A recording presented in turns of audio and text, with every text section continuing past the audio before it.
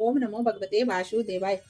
चैत्र मास के कृष्ण पक्ष की पाप मोचनी एकादशी व्रत की कथा। एक समय की बात है कि धर्मराज युधिष्ठिर जी ने कृष्ण भगवान से पूछा कि आप कृपा करके ये बतलाइए कि चैत्र मास में कृष्ण पक्ष की कौन सी एकादशी का व्रत किया जाता है, इसमें कौन से देवता की पूजा होती है, कृपा करके बतलाइए। तब कृष्ण भगवान जी कहने लगे कि हे राजन, यही प्रश्न एक समय राजा मानदाता ने लोमस ऋषि से किया था और जो कुछ उन्होंने उत्तर में बतलाया था मैं वही तुमसे कहता हूँ।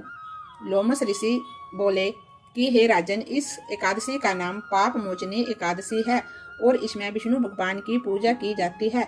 अब मैं इसकी कथा कहता हूँ, सुनो। प्राचीन काल की बात है कि कुबेर का चैत्र रथ नाम का एक वन था। उसमें गंधर्वों की कन्याएं किन्नरों के साथ विहार करती थी। वहां अनेक प्रकार के पुष्प खिल रहे थे। उसी वन में अनेक ऋषि तपस्या करते थे। स्वयं इंद्र भी चैत्र और वैशाख मास में देवताओं सहित वहां आकर के क्रीड़ा किया करते थे। वहीं अपने आश्रम में मेधावी नाम के एक ऋषि भी तपस्या में संलग्न थे। वे शिव के भक्त थे। एक समय मंजू गोसा नाम की अप्सरा ने उनको मोहित करने का विचार किया। वह ऋषि के भय के मारे उनके समीप नहीं गई, परंतु दूर बैठ करके वीणा पर मधुर गीत गाने लगी। उसमें कामदेव ने भी मेधावी ऋषि को जीतने की चेष्टा की। उसमें मेधावी ऋषि भी बहुत युवा और हष्ट पुष्ट थे, साथ ही यज्ञोपवीत तथा दंड धारण किए हुए ब्रह्म तेज से युक्त थे। मंजू गोसा ऐसे सुंदर ऋषि को देखकर उनकी सुंदरता पर मुग्ध हो गई और अपने गीत, चूड़ियों और नूपुरों की झनकार तथा नृत्य कला द्वारा हाव भाव दिखाकर मुनि को रिझाने लगी। बहुत समय तक ये क्रम चलता रहा और अंत में कामदेव ने ऋषि को पराजित कर दिया। फल स्वरूप ऋषि मंजू गोसा के साथ रमण करने लगे और काम के इतने वशीभूत हो गए कि उन्हें दिन तथा रात्रि का कुछ भी विचार नहीं रहा। इस प्रकार बहुत समय बीत गया। तब एक दिन मंजू गोसा कहने लगी, ऋषि जी, बहुत दिन बीत गए, अब मुझे स्वर्ग जाने की आज्ञा दीजिए।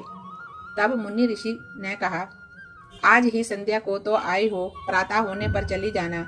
मुनि के ऐसे वचन सुनकर अप्सरा कुछ समय तक और रुकी और अंत में उसने पुनः मुनि से विदा मांगी तो मुनि कहने लगे कि अभी तो आधी रात ही हुई है। अप्सरा ने कहा कि महाराज जी, आपकी रात तो बहुत लंबी है, इसका क्या परिणाम है?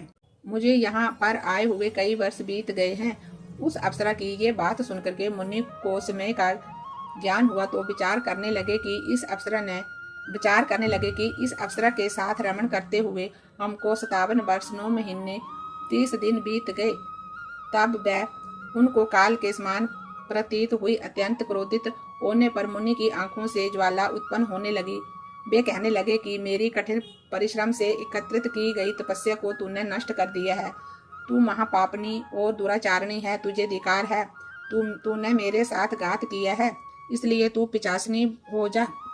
मुनि के साप से मंजू गोसा तत्क्षण पिशाचनी हो गई और भयभीत होकर के मुनि से प्रार्थना करने लगी कि महाराज, इस साप का किस प्रकार निवारण होगा। अप्सरा के ऐसे दीन वचन सुनकर के मुनि बोले, हे दुष्टे, यद्यपि तूने मेरा बहुत अनिष्ट किया है, परंतु फिर भी मैं तुझे साप से छूटने का उपाय बतलाता हूँ। चैत्र मास के कृष्ण पक्ष की एकादशी का नाम पाप मोचनी है और ये सब पापों का नाश करने वाली है। उसका व्रत करने से पिशाच योनि से तू मुक्त हो जाएगी। ऐसा कहकर के मेधावी ऋषि अपने पिता च्यवन ऋषि के आश्रम चले गए।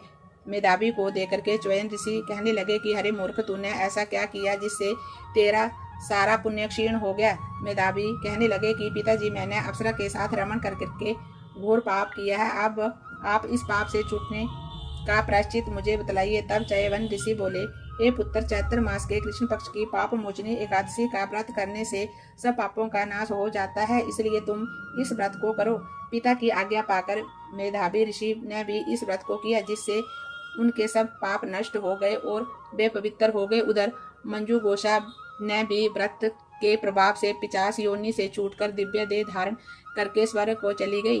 लोमस ऋषि कहने लगे कि हे राजन, पाप मोचनी एकादशी के व्रत को करने से पाप सारे नष्ट हो जाते हैं। इस कथा को पढ़ने या सुनने से 1000 गोदान का फल प्राप्त होता है तथा व्रत से ब्रह्म हत्या, गर्भपात, बाल हत्या, शूरापान, स्त्री से प्रसंग आदि सब पाप नष्ट हो जाते हैं।